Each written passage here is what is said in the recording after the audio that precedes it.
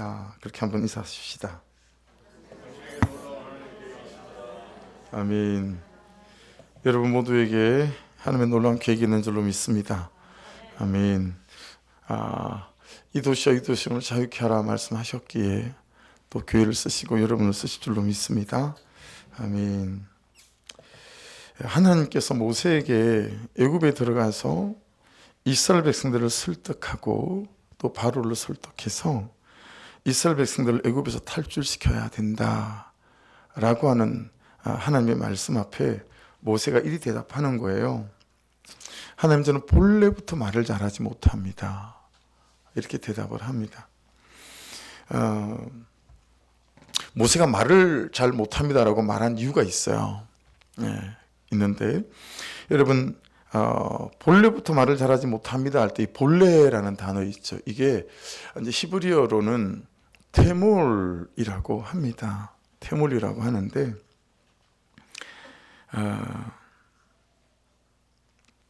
태어날 때부터 말을 잘 못했다라는 말입니다. 태어날 때부터 말을 잘 못했습니다. 두 번째는 40년 전에도 말을 잘 못했고, 그리고 어제도 말을 잘 못했고, 오늘 지금도 말을 잘 못합니다. 이런 뜻을 갖고 있습니다. 우리가 잘 아는 말이 있잖아요. 하려고 하는 사람은 방법을 찾고 안 하려고 하는 사람은 핑계를 찾는다고. 그죠? 모세가 되게 애굽에 가기 싫었던 것 같아요. 안 가고 싶은 거죠. 애굽에 들어갈 마음도 없고 이스라엘 백성들의 출애굽도 그리 간절하지 않은 것 같고요. 그래서 애굽에 안 가겠다라고 하는 자신의 뜻을 정확히 표현하는 겁니다. 한번 적용해 보십시오. 요즘 여러분의 삶 가운데서 내가 하기 싫은 거, 그리고 가기 싫은 거, 말씀이 말씀하시는 거죠. 큐티할 때도, 말씀을 들을 때도 말씀이 분명히 내게 말씀하시는 게 있어요. 너 이거 내려놔야 된다. 또 너 이거 해야 된다. 너 이거 또 가야 된다. 근데 이 모세처럼 계속 이런저런 핑계로 여러 가지들로 이제 거절하는 거죠. 모세가 이렇게 말합니다. 주께서 주의 종에게 명령하신 후에도 역시 그러하니, 하나님, 전에도 제가 말을 잘하지 못했지만 주님이 지금 저에게 말씀하시는 이 순간 또 말을 잘 못하고요. 주님이 말씀하신다고 해도 별로 뭐 달라질 게 없습니다 라고 하는 거죠. 근데 여러분, 저 말씀이 이렇게 간단한 건 아니에요. 그러니까 모세 입장에서 이런 거죠. 하나님, 안 되는 건 안 되는 거 아닐까요? 하나님 말씀하신다고 딱히 뭐가 달라질 게 있겠습니까? 이런 의미들도 저 말씀 안에는 내포되어져 있어요. 아무리 하나님이라고 한들 하나님 말씀 한두 마디에 말 못하던 제가 말 잘하는 자로 바뀌기야 하겠습니까, 하나님? 이런 의미들도 저 말씀 안에는 포함되어 있다는 걸 알 수 있습니다. 그러면서 이제 이렇게 데못을 딱 박아요. 뭐라고 봤냐면, 나는 입이 뻣뻣하고 혀가 둔한 자니이다. 그럼 저 말씀 보시면 입이 뻣뻣하다라는 단어 있죠. 저거랑 둔한 자, 저게 원어를 보면 같은 단어예요. 카베드라고 하는 같은 단어를 쓰고 있어요. 같은 단어를 한 문장에 반복해서 쓰는 방법을 하나님의 말씀에는 많이 써요. 그 이유는 뭐냐면 반복을 해서 강조하는 거예요. 그러니까 지금 모세는 저는 도무지 안 되는 사람입니다 라고 지금 말을 하고 있다라고 하는 것을 알 수 있습니다. 그런데 여러분, 뻣뻣하다 앞에 입이 붙어 있죠. 그리고 둔합니다 라고 하는 앞에는 또 다른 단어가 붙어 있어요. 그죠? 혀가 둔하다 그렇게 되어져 있잖아요. 그래서 혀는 말 그대로 혀가 둔한 거다, 혀를 지칭하는 말인데, 입이 뻣뻣합니다 라고 하는 저 입은 조금 다른 의미가 있어요. 왜냐하면 여러분, 성경에서는 저 입을 폐라는 단어를 씁니다. 히브리어로 폐라는 단어를 쓰는데, 성경에서 입 그리고 폐라는 단어가 나올 때는 저 단어는 전부 다 인격화되어져 있어요. 그냥 입이라는 단어가 아니라 저기 인격화되어져 있다라는 거죠. 다른 말로 말하면 그런 뜻이, 입은 곧 그 사람이다라는 뜻이에요. 입은 곧 그 사람이다. 그러니까 여러분, 사실은 여러분들이 어떤 말을 하는가가 여러분일 수 있다라고 하는 거죠. 여러분의 말을 보면 저 사람이 어떤 사람인지 알 수 있다라고 하는 거죠. 여러분, 요즘 내가 어떤 말을 하고 있는지를 살피는 것들은 대단히 중요한 부분이 될 수 있겠죠. 그죠? 이번 곧 그 사람이다 라고 하는 거니까 실상 모세가요, 하나님 저는 말을 잘하지 못하는 사람입니다 라고 하나님께 말한 것이 아니고, 하나님 저는 본래 사람이 그런 사람입니다, 입을 말하는 게 아니라 자기를 말하는 거다라는 거예요. 하나님 저라는 사람은 본래 그런 사람이 못 됩니다, 뭐 이런 뜻을 갖고 있죠. 하나님 저라는 사람은 본래 그만한 인간도 못 되고 그만한 주제도 못 됩니다. 제가 애굽에 가다니요, 제가 출애굽을 시키다니요, 아니 하나님 저는 원래 그런 사람이 못 되고 그런 주제가 못 됩니다, 이렇게 말을 하고 있는 거예요. 지금 하기도 싫고 가기도 싫고 못하기도 하고, 그냥 저 이 일 안 할랍니다, 저 애굽 안 갈랍니다, 뭐 이런 뜻을 말하고 있는 거죠. 여러분, 이걸 보면 이 모세의 대답 안에는 여러분, 모세 안에 존재적인 낙심이 있다라고 하는 것을 알 수 있습니다. 내 존재적인 낙심.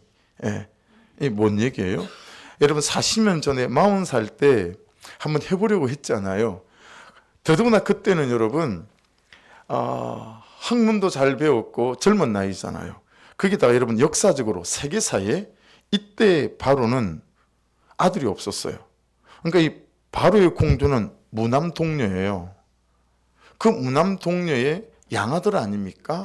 그러니 유대인이라는 사실을 알고 있었기 때문에 굉장히 정치적인 여러 가지의 조건이 부합되어져야 되겠지만, 그래도 잘 되면 여러분이 애굽의 왕이 될 수 있을 만한 그런 어떤 한 수를 갖고 있는 사람이 모세였다라고 하는 거예요.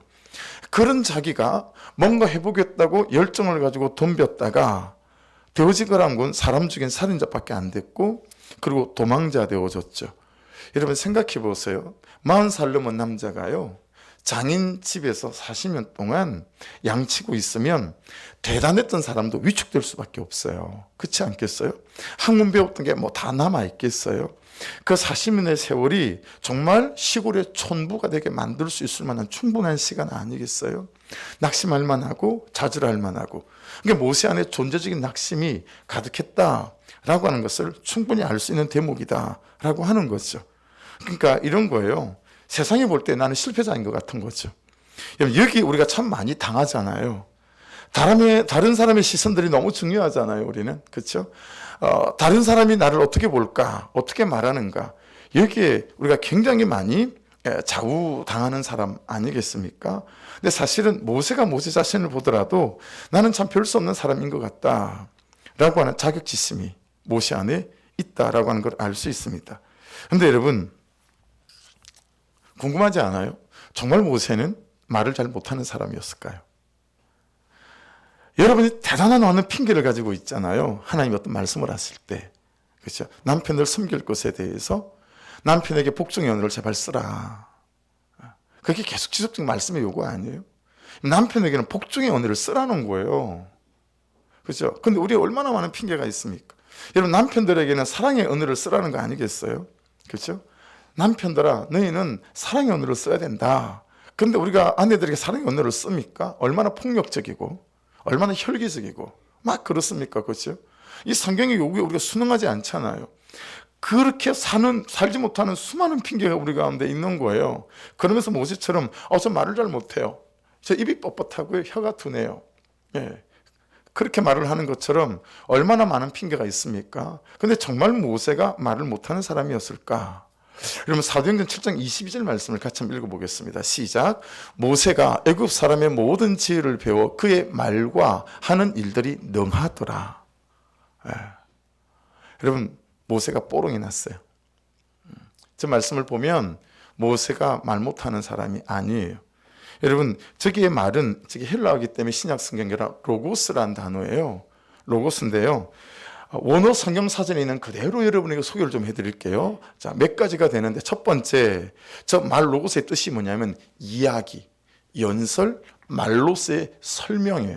그러니까 말에 능하다 그랬으니 저는 이야기로서 말을 잘하는 사람이라는 얘기가 되겠죠. 두 번째 무슨 뜻을 갖고 있냐면 어떤 원리를 설명하거나 원리를 증명하고 상업적으로 물건을 팔 때 이건 여기에 좋고 이건 여기에 좋고 여러분 그렇게 충분히 말할 수 있는 사람이라는 거죠. 세 번째는 무슨 뜻이냐면 로고스는 수학적으로 말할 때는 여러분 수학 문제가 얼마나 어려워요. 그 수학을 빼기 더하기 곱셈 미적분을 여러분 앞에 있는 학생들에게 설명해 줄 수 있을 만한 지식이 있는 것뿐만 아니라 말의 논리를 갖고 있는 사람이라는 거예요. 네 번째는 무슨 뜻이냐면 주관적으로는 인간의 이성이나 정신 또는 사상을 설명할 수 있는 충분한 능력을 갖고 있다라고 하는 뜻이 로고스의 뜻입니다. 여러분 그런데 이 말이 어떻게 했다고요? 능했다 그랬습니다. 그렇죠? 능하더라. 뒤나투스라는 단어예요. 여러분 우리가 잘 아는 사도행전 1장 8절 말씀 있잖아요. 오직 성령이 너에게 임하시면 너희가 권능을 받고 할 때 권능은 디나미스예요. 그럼 디나미스가 변해서 지금 무슨 단어가 됐죠? 다이나마이트가 됐어요. 다이나마이트가 얼마나 폭발력이 있습니까? 그렇죠? 그러니까 능하더라 그 말은 저 디나미스에서 파생된 단어예요. 디나토스. 그러니까 말을 하는데 보통 잘하는 게 아니에요. 그게 모세였다라고 지금 말씀하고 있는 거예요. 여러분 저 디나토스도 한번 볼까요? 사전에서 뭐라고 말하고 있는지. 능력이 있는 강한 할 수 있는 두 번째 능력이나 힘을 가진 자 능력 있는 자 말의 능력을 말하는 거예요. 세 번째 누구에게든지 가능하게 설명해서 실행할 수 있게 하는 말의 힘을 가진 자라는 거예요. 그러니까 말을 하면 다른 사람을 감동시킬 수 있는 거예요. 그렇죠? 이 스피치를 통해서 그 사람의 마음을 움직이고 감정과 마음을 사서 갑시다! 그러면 같이 갈 수 있는 그만한 언변에 탁월했던 사람이 모세였다라고 하는 것을 성경은 배후에서 설명하고 있습니다. 맞습니다. 여러분 모세에게는 존재적인 낙심이 있었습니다. 그런데 여러분 모세에게 진짜 문제는 무엇입니까? 존재적인 낙심을 핑계 삼아 늘 가장 쉬운 길을 택한다라는 거예요. 존재적인 낙심을 삼아 이걸 핑계를 삼아서 늘 가장 편한 길을 택한다라고 하는 거예요. 여러분 부부간에 갈등이 생기면 어떤 과정을 거치죠? 싸우죠. 그죠? 여러분 싸우다 이제는 우리가 말씀을 듣다 보니 어때야 되는 거죠? 그는 나보다 옳다를 해야 되죠. 너무 어려운 길이에요. 그렇죠? 들을 말을 들었습니다. 너무 무거운 길이에요. 그러다 보면 그 다음 단계 어떻게 발전하죠? 남편이 먼저든 아내가 먼저든 그 인간을 투명인간 취급해요. 그러거나 말거나 들어오거나 말거나 나가거나 말거나 그러면서 너는 너 나는 나. 이게 뭐예요? 편한 길을 선택하는 거예요. 쉬운 길을 선택하는 거죠. 여러분 적용하고 생각해 보십시오. 나는 내 존재적인 낙심을 핑계 삼아 늘 가장 쉬운 길을 택하고 살아가고 있지는 않은가. 정말 대가지불을 해가면서 그를 내가 아마도 파주 땅에서는 제일 행복한 아내일 거야. 내가 아마도 파주 땅에서는 가장 아내에게 존경받는 남편일 거야. 라고 하는 생각이 들만하게 서로가 서로를 말씀에 따라 대가지불하며 살아가고 있는 사람들인가 적응해 봐야 된다라고 하는 것입니다. 여러분 존재적인 낙심은요. 나라는 존재에서 안타깝지만 하나님을 빼낸 겁니다. 존재적인 낙심은 나라는 사람의 인생에서 나에 대한 하나님의 계획을 빼낸 거예요. 존재적인 낙심은 나라는 사람의 삶에서 나에 대한 또는 그에 대한 하나님의 구속사를 빼게 한 겁니다. 한 번도 하나님은 없습니다. 모세가 말한 적이 없어요. 한 번도 모세도 저도 여러분도 나는 하나님을 안 믿습니다.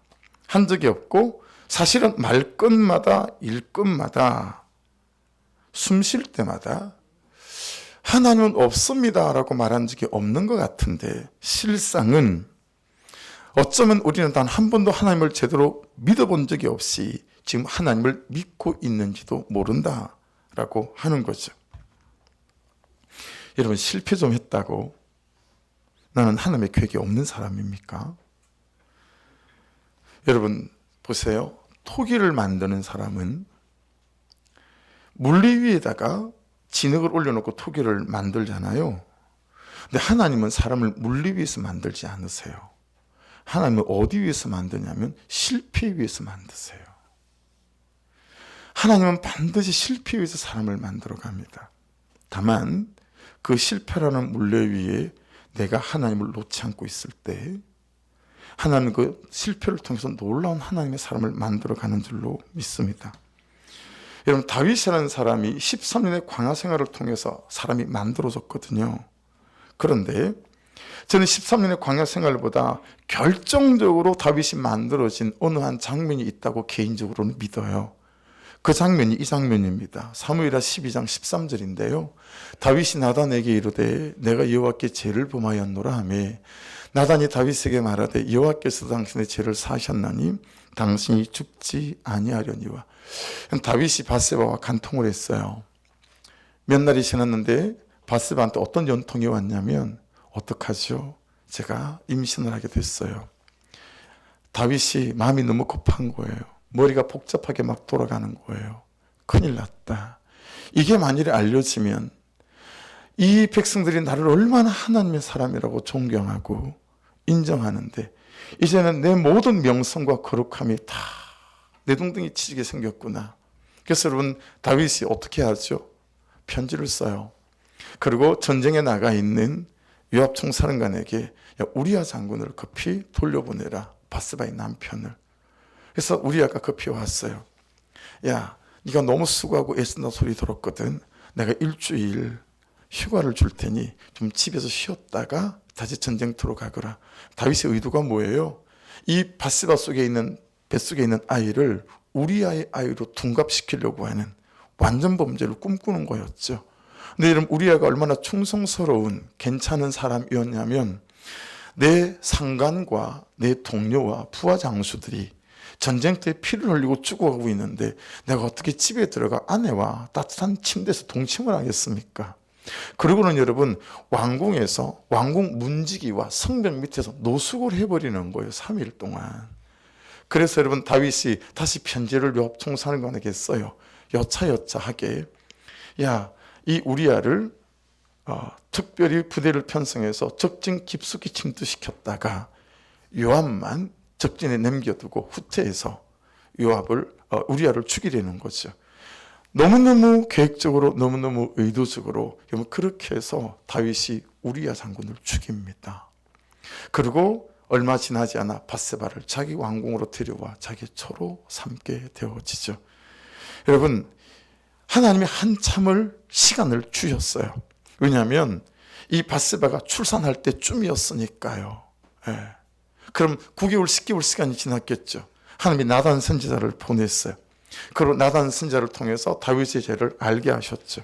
그때 다윗이 처절하게 울고 자복하며 그가 고백했던 시편이 시편 51편이에요. 하나님이요, 주의 인자를 따라 내게 은혜를 베푸시며 주의 많은 긍휼을 따라 내 죄악을 지워주소서. 나의 죄악을 맑게 씻으시며 나의 죄를 깨끗이 제하소서. 물은 나는 내 죄가를 아오니 내 죄가 항상 내 앞에 있나이다. 우슬초로 나를 정결하게 하소서. 내가 정하리이다. 나의 죄를 씻어주소서. 내가 눈보다 희리이다. 내게 즐겁고 기쁜 소리를 들려주시자 주께서 꺾으신 뼈들도 즐거워하게 하소서. 주의 얼굴을 내 죄에서 돌이키시고 내 모든 죄악을 지워주소서. 하나님이 내 속에 정한 마음을 창조하시고 내 안에 정직한 영을 새롭게 하소서. 나를 주 앞에서 쫓아내지 마시며 주의 성령을 내게 거두지 마소서. 주의 구원의 즐거움을 내게 회복시켜 주시고 자원하는 심령을 주사 나를 붙드소서. 여러분, 하나님은 있잖아요, 이 범죄라고 하는 이 물레 위에서 하나님은 다윗을 다윗답게 만들어 갔다라고 저는 깨닫고 배웁니다. 사랑하는 여러분, 죄지었다고 나는 하나님의 계획이 없는 사람일까요? 아니요. 하나님은 하나님의 사람을 실패 위해서 만들어 가시듯이 하나님은 하나님의 사람을 그 사람의 죄된 인생 위해서 만들어 가시는 줄로 믿습니다. 그러니 징계도 사랑이고, 아멘 하십시다. 더딘 것도 사랑이고 열리지 않는 것도 사랑입니다. 왜냐하면 열리지 않을 때 우리는 배웁니다. 더딜 때 우리는 나를 보게 됩니다. 그리고 그 속에서 구속사의 사랑을 내가 배워가는 것입니다. 그러니 여러분, 징계도 나를 향하신 하나님의 구속사의 계획이고, 아멘이시죠? 더딘 것도 나를 향하신 구속사의 계획이시고, 열리지 않는 것도 하나님의 구속사의 계획인 줄로 믿습니다. 혹시 열리지 않는 분들, 더딘 분들이 있다면 염려치 마십시오. 지금 그 더딘 것과 열리지 않은 이 삶 속에서 하나님께서는 우리를 세워가시고 만들어가시는 은혜의 때가 되는 줄로 믿습니다. 혹시 여러분이 삶을 살아가다가 인생의 부도가 날 때, 여러분 누가 부도가 났다고 하나님이 여러분을 떠났다고 하십니까?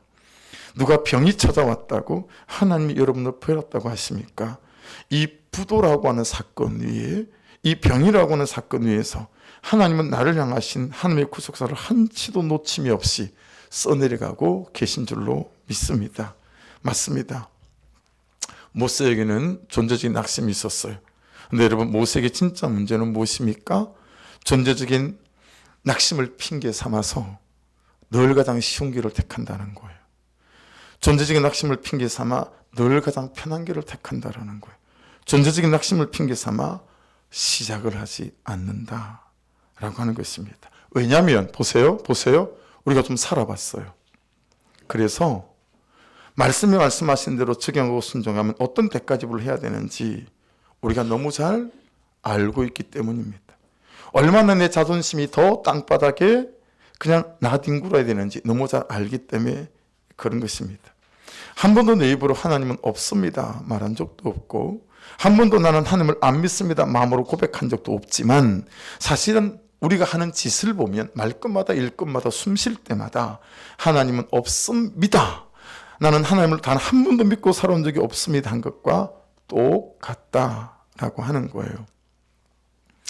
제가 이렇게 육신적으로 만나서 정말 제 스승으로 모시는 분이 두 분이 있습니다. 한 분은 제 본교의 담임 목사님이셨던 김영철 목사님이 제 인생의 제 스승님이시고, 또 한 분은 소천하신 신학교에서 만난 조두만 목사님이 제 스승이 있습니다. 개척하고 너무너무 이렇게 좀 보고 싶었던 분이 이분이셨어요. 제가 개척하기도 전에 돌아가셔가지고, 학부 1학년 2학기 때 학생들로부터 정말 존경받던 이 스승이신 조두만 목사님 교회에서 사역을 할 기회가 생겼어요. 한 10개월쯤 됐을 때 어느 주일날 오후에 저를 목양실로 부르셨어요. 다짜고짜 뭐 설명도 없어요. 이분이 평안도 분이 돼가지고 항상 이렇게 북한 말을 썼어요. 이보라오, 앉으라오. 그러고는 말씀을 시작하시는 거예요. 가평에 가서 목회를 하라는 거예요. 가평에 가서. 여러분, 아침 고유 수목원 한번 가보신 분들 많이 있으시죠? 옛날에는 이 기도원이 끝이에요. 길이 없었어요. 제가 그 길을 다닐 때는.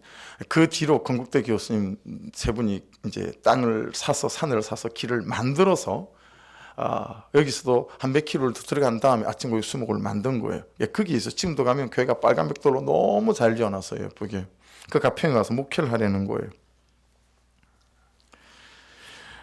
교회 기도원인데 주중에는 기도원이다가 주일에는 70명 정도가 모이는데요. 주일에는 70명 대상으로 목회를 하고, 그리고 주중에는 기도원 지키고, 그리고 밭도 3,000평이 있으니까 밭 3,000평 농사도 지으래요. 너 시골 출신이라며? 네. 다 해봤지? 네, 다 해봤습니다. 그러면 됐네. 그럼 농사도 지으려는 거예요. 목사님, 그럼 거기서 학교까지 어떻게 다니죠? 얼마 안 걸린대요. 버스 3번 갈아타고 3시간 반 걸린대요. 그럼 학교 올 때 3시간 반 걸리고, 끝나고 수업 끝나고 가는데 3시간 반 걸리고, 이게 뭐 답이 안 나오잖아요. 예. 그렇게 7시간 걸리고 나면, 제가 그때 아는 게 없어가지고 정말 공부에 고팠거든요. 너무너무 공부에 고파서 죽겠는데, 막 책 읽을 시간이 없어서 힘이 들어 죽겠는데, 언제 공부하고, 언제 학교 다니고, 언제 목회하고, 언제 농사 짓고, 누구 하나 도와주는 데가 없으니까, 이 장학금을 받지 않으면 학교를 못 다니니까요, 레포트를 2장 써라 그러면 저는 20장씩 써냈어요. 왜냐하면 소문에 어떤 교수님은 레포트를 A학점, B학점을 줄 때 어떻게 주냐면, 목사님, 교수님이 자기 교수실에 서가지고요, 선을 그어놓고 하나, 둘, 셋, 4개 그어놓고 레포트를 집어 던진다는 거예요. 그래서 가장 멀리 가면 A학점, 앞에 떨어지면 C학점. 이게 2장 해오라 그러면 20장 하면 무거우니까 멀리 날아가잖아요. 그래서 2장 해오라 그러면 20장 썼어요. 5장 해오라 그러면 30장 쓰고, 그래야 A학점을 받으니까. 그 할 시간도 없는데 이걸 어떻게 가지? 목사님이 내 생각은 눈꼽만도 안 하고 그냥 목사님이 교회 생각하고 목사님 생각밖에 안 하는 것 같다. 이런 생각을 드는 거예요. 고민을 하다가 모세는 핑계나 댔죠. 저는 핑계도 안 대고 그냥 도망을 쳐버렸어요. 그래서 당장 그 주부터 교회를 안 나갔어요. 이상하게 쳐다보지 마십시오. 목사님 수업도 땡땡이를 치는 거예요. 수업 시간에 안 들어가는 거예요. 이건 이제 걸리면 안 되니까. 그래도 여러분 제가 기도하는 사람 아닙니까? 한 달 만에 교실을 찾아갔어요. 목사님 수업 시간 전에 조교한테 부탁을 해가지고 미리 들어가서 딱 그냥 무릎을 꿇고 앉아 있었어요. 교수님 들어오시는 거예요. 그래서 무릎 꿇고 막 용서를 구했어요. 그랬더니 목사님이 아무 일도 없다는 것이 저를 받아주시는 거 있죠. 진짜 아무 일도 없는 것처럼 저를 받아주시면서 이보라오, 앉으라오. 그러면서 여러분 제가 평생에 지금도 놓지 않는 생명 같은 말씀을 제게 하셨어요. 기훈아, 나는 145때 때 단신으로 월남을 했다. 네가 알듯이. 그러면 사진 하나를 보여주는데 청년 때 그분 사진을 보면 거지도 그런 거지가 없습니다. 완전 거지. 야, 네가 봐도 거지 중에 산 거지 아니냐. 이게 나였다. 근데 지금은 이렇게 서울 한복판에 교회를 개척을 해서 우리 교단에서도 큰 교회가 됐고 책을 수십 권을 쓰고 성경 66권을 다 추석하지 못했지만 대부분의 성경을 추석까지 하고 이런 목사님은 교수님은 진짜 열 손가락에도 안 꼽히거든요. 이렇게 학교에서도 네가 보다시피 학생들에게 얼마나 존경받는 교수가 내가 됐니? 내가 어떻게 이렇게 된 줄 아니? 그러시면서 나는 하나님이 길을 주시면 아무도 안 가는 길을 항상 갔다. 나는 하나님이 길을 말씀하시면 가장 어려운 길을 선택했다. 그러니 기훈아, 이번은 처음이니까 괜찮지만 이 시간 이후부터는 가장 쉬운 길을 버리고 가장 어려운 길을 선택해야 된다. 가장 쉬운 길에는 내가 해보니 하나님이 없더라. 하지만 순종이 어려운 길에는 하나님이 나를 기다리고 계시더라. 그러니 거기서 하나님이 나를 만들어서 내가 이렇게 됐고 거기서 하나님이 내 인생을 만들어 주셨기에 이 산거지인 내가 오늘날 이 인생이 된 거야. 그러니 기훈아, 이 핑계에 저 핑계 대지 말고 말씀이 말씀하시면 아무리 어려운 길이라도 절대 쉬운 길을 선택하지 말고 그 어려운 길을 걸어가기를 부탁한다. 여러분, 목사님이 해놓으신 주옥 같은 제 인생을 움직이는 말씀들이 있거든요. 근데 이 말씀은 정말 신비에 새겨졌어요. 그날 이후로 저는 쉬운 길을 선택해 본 적이 없습니다. 저는 항상 어려운 길을 선택합니다. 항상 저는 평안 길을 선택해 본 적이 없어요. 여러분, 제가 교회 있으면서 가만히 있는 걸 본 적이 있었어요. 전 마당을 썰어도 일주일에 여러분 12번을 교회 저 현관을 썰어요. 바람이 불면 덤방 더러워서요. 근데 또 썰어요. 또 두세 또 썰어요. 맨날 씁니다. 저는 뱅 몸을 꿈쩍거립니다. 저는 쉬운 길을 선택해 본 적이 별로 없어요. 스키프 교회에 있을 때 6분의 장로님이 우리 교회의 헌법은 부목사가 담임목사가 바로 못 돼요. 2년이 지나야 돼요. 6분의 장로님이 남 목사님, 부목사가 바로 담임목사는 못 되니까 미국으로 유학을 2년간 보내드릴게요. 2년 유학하시고 와서 우리 교회 담임목사가 되십시오. 근데 여러분, 제가 거절했어요. 너무 쉬운 거예요. 네, 거절했어요. 그걸 거절하고 나니까요, 장로님 두 분이 새벽 예배가 끝났는데 차에 타래요. 차에 탔더니 여러분, 천지연폭포 가보셨습니까? 그 폭포가 내려다 보이는 그림 같은 곳에다가 건물 하나를 딱 얻어놓고, 그럼 목사님 여기서 개척을 합시다. 장로님, 지금 우리 장로님 두 분하고 제가 섬기는 교회가 눈으로 봐도 저 지측해 보이는 교회인데 저 지측에 있는 교회를 두고 아니 세상에 거기 봉사던 제가 여기 교회를 개척하자고요? 제정신입니까? 저 안 합니다. 거절했어요. 그랬더니 그럼 스키프교가 안 보이는 제주시에다 개척을 하세요. 그럼 장로님 두 분이 따라 나오고 성도가 절반은 따라 나올 거라는 거예요. 여러분, 땅 짓고 혐치기 아닙니까? 개척이. 저 거절했습니다. 그리고 한 번도 와본 적이 없는 이 파도 땅에 여러분, 처음에 한 2년간 얼마나 외로웠는지 몰라요. 밥을 먹고 싶은데 밥 한 끼를 같이 먹을 사람이 없는 거예요. 밥 한 끼를 같이 먹을 사람이. 여러분 이 파도 땅에다 개척한 거예요. 왜요? 쉬운 길 안 가려고. 여러분 말씀이 말씀하시는 길이 어려우시죠? 남편에게 복종의 언어 쓰는 거 어려우시죠? 근데 하나님이 말씀하시잖아요. 그렇죠? 여러분 아내에게 사랑의 언어 쓰는 거 어려우시죠? 말씀이 말씀하시잖아요. 그 길을 걸어가야 거기서 하나님을 경험한다니까요. 그 길을 가야 거기서 나타나시는 하나님의 역사를 본다니까요. 근데 우리는 다 쉬운 길만 가려고 합니다. 여러분 기도 안 해본 여러분들하고 3시간씩 거기서 기도하는 게 쉽지가 않지 않았겠어요? 근데 얼마나 많은 분들이 함께 해주셨는지. 그 어려운 길을 가잖아요. 쉽지 않은 길을 가는 거예요. 여러분 잘 기억하십시오. 여러분의 인생을 가장 못 가게 말리는 사람이 누군지 아세요? 모세를 보면 압니다. 모세 인생을 말리는 사람은 모세 자신이었습니다. 여러분의 인생을 말리는 사람은 가장 큰 원수 대적은 여러분 자신이에요. 하나님이 부르시는데 모세 자신이 모세 자신을 말리고 앉아 있어요. 하나님이 가라 그러는데 모세 자신이 모세 자신을 말리는 거예요. 가면 안 된다는 거예요. 못 간다는 거예요. 하나님이 부르시는데 그렇게 안 가는 거예요. 적용 질문해 보십시오. 요즘 여러분은 하나님이 부르시는데 여러분을 말리고 있지는 않으세요. 야, 남편한테 그렇게까지 할 거 있어? 누가 그렇게 살아?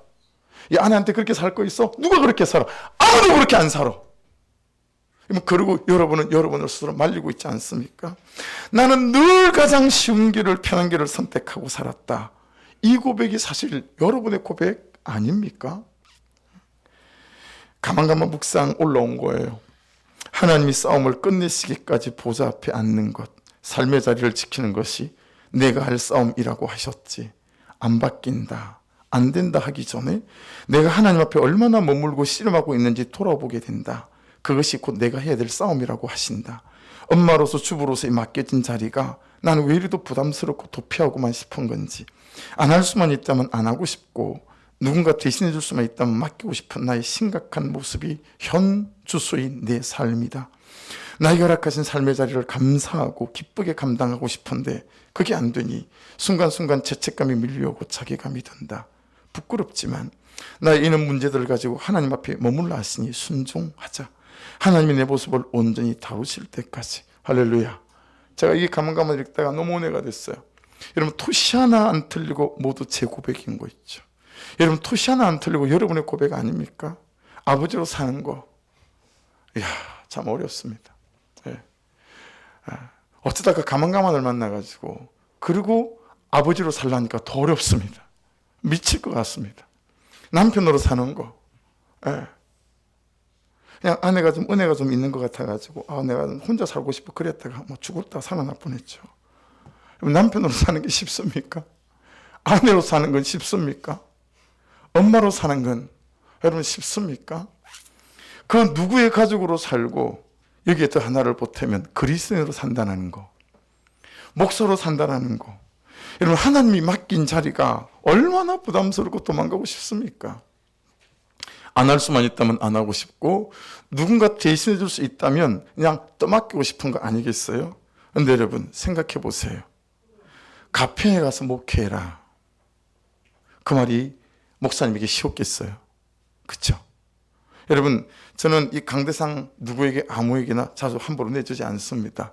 저는 명절 때 새벽 예배 단 한 번도 명절이라고 새벽 예배를 안 해본 적이 없습니다. 성도들이 없을 때도. 어떻게 한 줄 아세요? 저녁에 가요. 어머니 집에. 그리고 새벽 4시에 거기서 와요. 그리고 여기서 새벽 예배 해요. 끝나자마자 또 가요. 또 그날 저녁 또 자고 또 새벽 또 4시에 와요. 저는 지금까지 명절이라고 새벽 강단을 비워본 적이 없습니다. 그러니 저에게 이 아무것도 모르는 신학교 1학년 2학기를 다니고 있는 놈에게 여러분 그 카페에 가서 목회를 그게 쉬웠겠냐고요. 그렇죠? 그분이 얼마나 고민하고 얼마나 기도하시고 결정하셨겠냐라고 하는 것이죠. 그렇죠? 근데 저는 불순종으로 제 인생을 돌아보면서 제가 제 인생을 말려서 제 인생에 하시는 하나님을 보지 못한 가장 대표적인 제 인생의 지점이 그때가 첫 번째라고 봐요. 여러분 제가 만일 그때 순종해서 거기 가서 목회를 했다면 아마 제 목회가 훨씬 넓어지고 깊어지지 않았을까. 근데 여러분, 제가 저를 말려서 순종하지 않은 거예요. 목사님이 보는 눈이 있었을 텐데. 그렇지 않아요? 야, 저놈의 새끼 농부 출신이라 그냥 농사 지라고 농사 좀 짓겠고 뭔가 생각이 있으니까 보냈을 거 아니겠어요? 여러분에게 이 남편, 이 아내, 이 자녀, 여러분 이 문제, 이 현실을 맡기셨다면 하나님이 생각이 있으신 거예요. 할렐루야. 하나님이 생각이 없는 분이세요? 하나님이 아무런 계획이 없는 분이신가요? 여러분에게 더 큰 계획이 있으시기에 여러분 더 큰 어려움 속에서 여러분을 다루시고 만들어 가신 것 아니겠어요? 왜냐하면 그 여러분의 어려움을 가지고 살려야 될 사람이 너무 많으니까. 이 시대. 그걸 몰라요. 전 그렇게 생각했어요. 목사님이 나를 몰라도 너무 모른다. 내가 할 수 있는 것도 없고 할 줄 아는 것도 아무것도 없는데 내가 하고 싶은 건 따로 있는데 공부. 모세가 지금 그러는 거 아니겠어요? 모세는 하나님이 모세를 보는 시선으로 모세 자신을 보지 못해요. 이게 여러분 우리의 어려움이에요. 우리는 하나님이 보는 시선으로 나를 보는 시선으로 나를 보지 못하는 거예요. 우리는 하나님이 나를 보시는 마음으로 내가 나를 보지 못하는 거예요. 그래서 항상 도시락 싸들고 다니면서 내가 나를 말리고 앉아 있는 거예요. 이건 이래서 적용이 힘들고, 이건 이래서 순종이 힘들고, 이건 이래서 그는 나보다 옳다도 할 수 없고, 이건 이래서 들을 말을 들었습니다. 아직은 시기상조. 조금 더 있다가. 이러면서 인생의 이때를 지나가고 있는 거예요. 여러분, 모세는 하나님이 보시는 자기 자신도 몰랐지만 불순종의 무게도 몰랐어요. 불순종의 무게. 이 말씀 같이 한번 읽어보실래요? 사무엘하 11장 1절인데 시작. 그이가 돌아와 왕들이 출전할 때가 되매 다윗이 요압과 그에게 있는 그의 부하들과 온 이스라엘 군대를 보내니 그들이 암몬 자손을 멸하고 랍바를 에워쌌고 다윗은 예루살렘에 그대로 있더라. 말씀 잘 보세요. 왕들이 출전할 때가 됐어요. 그쵸? 근데 다윗은 왕궁에 그대로 있었어요. 그대로 있는 것뿐만 아니라 그 다음 말씀을 보면 2절을 보면 다윗이 뭐하다가 그렇게 밤새 뭐하다 그랬는지 모르지만 오후 4시에 일어났어요. 오후 4시에. 오후 4시에 일어나서 어스름해지기 전에 뒷짐지고 왕궁 옥상을 쭉 거닐다가 여러분 저 옆에서 어떤 집에서 빨가벗고 모욕하는 밧세바가 보인 거예요. 사랑하는 여러분, 다윗에게 음란의 시작, 밧세바 사건의 시작은 있어야 될 자리에 있지 않는 불순종, 가야 할 자리에 가지 않는 불순종, 부르심대로 보내심대로 서지 않는 삶의 자리에 서지 않는 불순종이 그 시작이었다라고 하는 것입니다. 그러니 여러분 사소한 부르심과 보내심이 있어야 될 자리에 저와 여러분이 서 있기를 주의 이름으로 축복합니다. 우리가 정말 모르는 것이 이 불순종의 무게예요. 여러분 모세의 불순종의 무게는 무엇이겠습니까? 이스라엘의 출애굽이죠. 구원이에요. 여러분 모세가 가지 않으면 이스라엘 백성들은 도대체 어떻게 출애굽할 수 있는 거죠? 그렇죠? 남편을 받아내지 않는 불순종은 남편 영혼 구원의 문제와 직결되어진다라고 하는 것입니다. 여기에서 정말 중요하고 중요한 오늘 말씀의 결론이 있습니다. 본래 말을 잘하지 못하는 자니이다. 나는 입이 뻣뻣하고 혀가 둔한 자니이다. 그래서 모세가 이렇게 말한 이유가 무엇이라고요? 하나님께서 모세에게 군사를 주시면서 군사적인 힘으로 전쟁을 치루어서 이스라엘 백성들을 출애굽시키라고 말하지 않으셨기 때문이에요. 돈보따리 갖고 오셔서 던져주시면서 야 모세 이 금덩이로 군대를 사라. 창도 사고 활도 사라. 그리고 출애굽을 시켜라. 그렇게 말씀하지 않으셨습니다. 잘 기억하십시오. 여러분 인생을 뒤바꿀 수 있는 말씀이 있습니다. 모세에게 주신 하나님의 방법은, 그래서 모세가 붙들고 애굽으로 들어가는 모세의 방법이 된 것은 지금 소개하는 이 몇 구절의 말씀 속에 있습니다. 자, 13절을 같이 읽겠습니다. 13절 시작. 모세가 하나님께 아뢰되 내가 이스라엘 자손에게 가서 이르기를 너희 조상의 하나님이 나를 너희에게 보내셨다면 그들이 내게 묻기를 그의 이름이 무엇이냐 하리니 내가 무엇이라고 그들에게 말하리까? 하나님 제가 가가지고요 넌 뭐냐? 그러면 나 하나님이 보내셨어 라고 말하면 그들이 야 하나님이 도대체 뭐 하는 사람이냐라고 물어보면 내가 뭐라고 대답하죠? 질문한 거예요. 그렇죠? 여러분 너희 조상이 하나님이 너를 너에게 보내셨다. 이게 뭐죠? 말이죠. 말. 그렇죠? 하나님이 누구냐? 너희들은 하나님이 누군지 아니? 라고 자기들끼리 서로 물어보게 될 텐데 제가 뭘로 대답해야 되죠? 14절을 말씀해 주십니다. 14절 같이 읽겠습니다. 시작. 하나님 모세에게 이르시되, 자, 하나님이 모세에게 말씀하셨대요. 이르시되, 첫째, 나는 스스로 있는 자이니라. 둘째, 읽어보십시오. 또 이르시되, 너는 이스라엘 자손에게 이같이 이르기를 말하기를 스스로 있는 자가 나를 너에게 보내셨다 하라. 여러분, 이게 뭐예요? 다 말이에요. 그렇죠? 다 말이에요. 왜 모세가 저는 입이 뻣뻣하고 혀가 둔한 자이다 그랬냐면 모세에게 하나님이 주신 것은 전부 다 말이었어요. 이해되셨죠? 그 다음 말씀 보십시다. 세 번째 15절 시작. 너는 이스라엘 자손에게 이같이 이르기를 말하기를 너희 조상의 하나님 여호와 곧 아브라함의 하나님, 이삭의 하나님, 야곱의 하나님께서 나를 너희에게 보내셨다 하라. 이것도 여러분 전부 다 말이에요. 자, 네 번째 보십시다. 16절. 너는 가서 이스라엘 장로들을 모으고 그들에게 이르기를 말하기를 여호와 너희 조상의 하나님 곧 아브라함과 이삭과 야곱의 하나님이 내게 나타나 이르시되 내가 너희를 돌보아 너희가 애굽에서 당한 일을 확실히 보았노라. 야, 너 혼자 왔니? 나 혼자야. 뭐 아무것도 가진 것도 없어? 여기 지팡이 하나요. 여러분, 모세가 해야 될 건 전부 다 말이었어요. 17절 하나 더 보실래요? 같이 읽습니다. 시작. 내가 말하였거니와 내가 너희를 애굽의 고난 중에서 인도하여 내어 젖과 꿀이 흐르는 땅 곧 가나안 족속, 헷 족속, 아모리 족속, 브리 족속, 흐이 족속, 여부시 족속의 땅으로 올라가게 하리라 하셨다 하면 18절이 대답이 있습니다.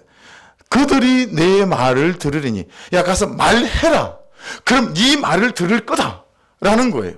너는 그들의 장로들과 함께 애굽 왕에게 이르기를. 그렇게 말씀이 계속되어지고 있습니다. 여러분, 모세의 사역은 말의 사역이었습니다. 더 정확히 말씀드릴게요. 하나님의 말씀을 믿는 이 믿음의 사역이었다라는 것입니다. 생각해 보세요. 모세가 하나님의 말씀이 믿어져요. 그리고 그 믿어진 말씀을 가지고 애굽에 들어가서 이스라엘 백성들의 장로들 앞에 서요. 그들에게 이 말을 전해요.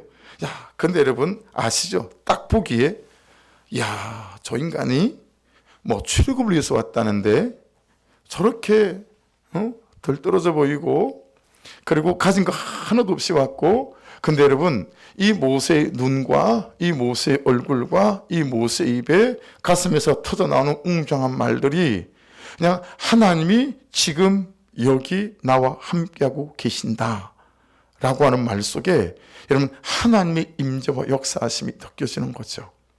그렇죠? 모세는요, 말의 사역을 해야 됐었습니다. 더 정확히 말하면 하나님의 말씀을 믿는 믿음의 사역을 해야 됐었습니다.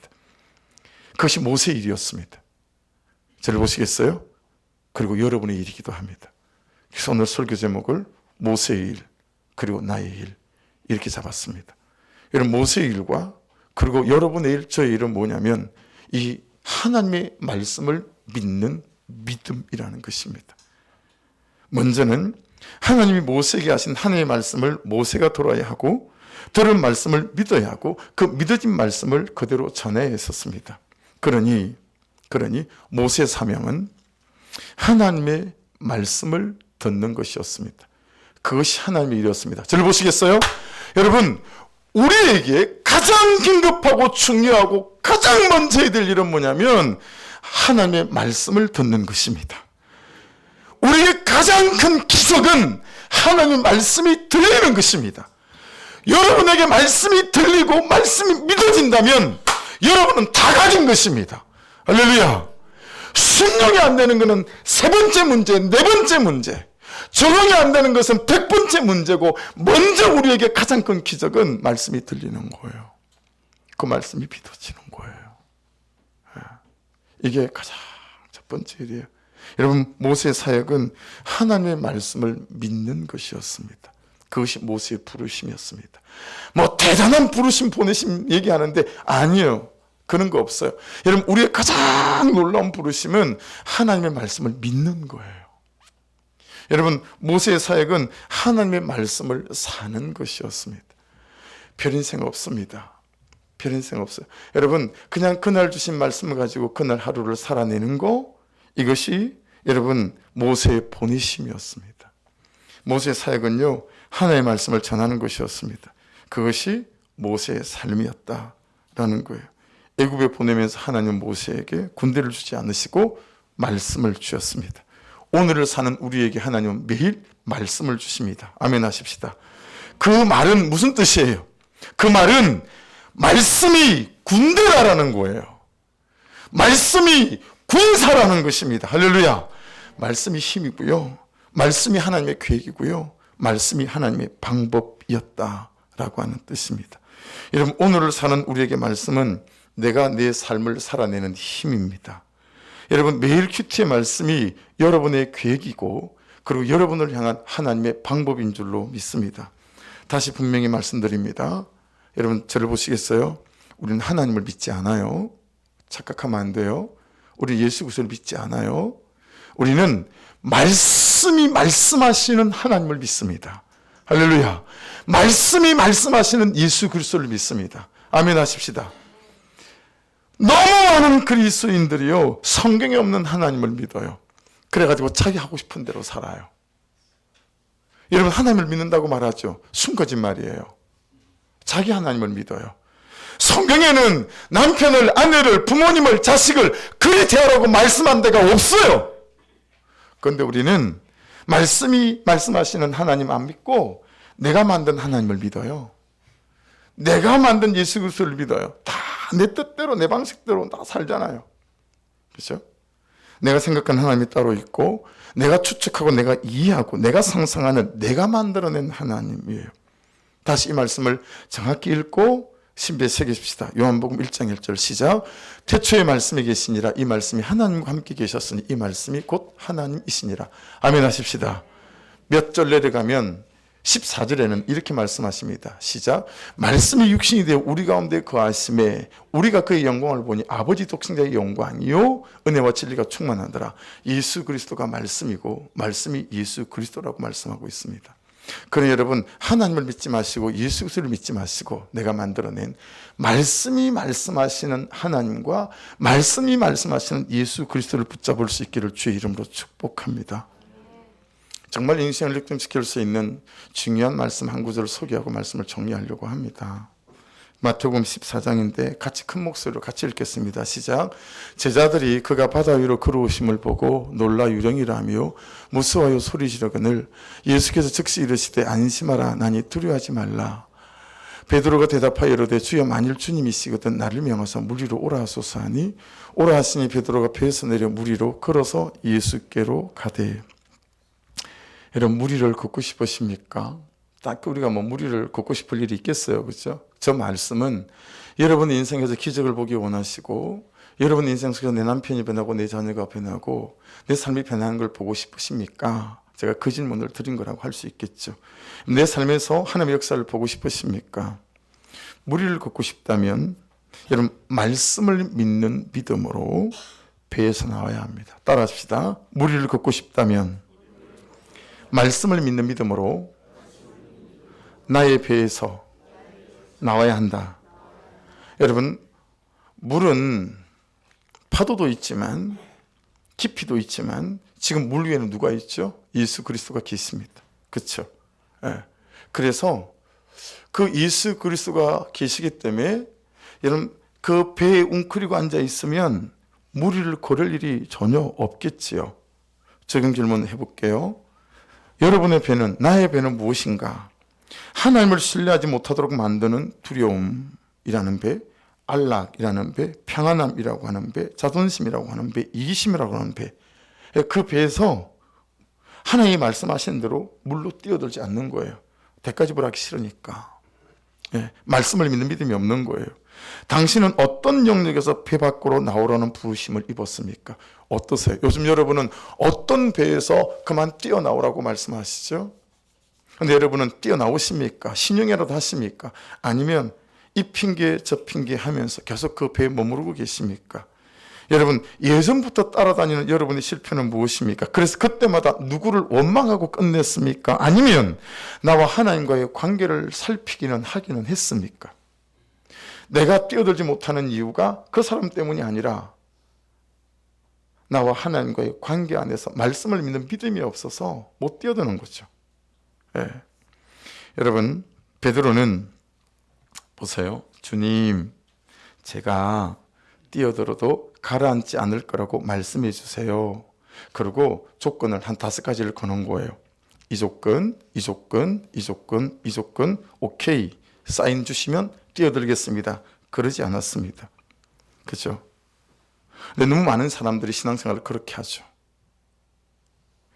여러분, 배 안에서 뛰어내리지 않는 사람은 대가를 치러야 됩니다. 어떤 대가를 치러야 될까요? 성장 불가. 더 이상 성장하지 않습니다. 배에서 물로 뛰어내려야, 와! 예수께서 말씀하셔서 순종하면 물 위를 세상에 걷게도 되는구나. 믿음의 성장과 성숙이 일어나지 않겠어요? 성장 불가. 두 번째, 변화 불가. 변화를 경험하지 못합니다. 예. 내가 변하는 것도 경험하지 못하고 그가 변하는 것도 경험하지 못합니다. 세 번째, 하나님 경험 불가. 살아계신 하나님을 경험할 일이 없습니다. 네 번째, 말씀 경험 불가. 아, 말씀대로 순종하면 이런 역사가 나타나는구나. 경험할 일이 없다라는 겁니다. 여러분, 베드로를 보십시오. 주님께 허락을 구하죠. 주님, 저를 물 위로 오라 하소서. 물었어요. 그러니까 주님이 말씀으로 딱 대답하십시오. 오라. 여러분, 그러는 순간 두말 않고 뛰어듭니다. 두말 않고 뛰어듭니다. 제가 이 부분이 다시 말씀을 보면서 제게 무엇인가를 또 크게 결단하게 만드는 기회가 되어진 것 같아요. 여러분, 지난주 새벽 큐티 중에 예수의 피가 다 했다. 예수의 피가 다 해놓으셨다는 거죠. 예수의 피가 다 했다. 그 설교를 듣고 유튜브 설교를 듣는 우리 교회 성도가 아니죠. 카톡이 왔어요.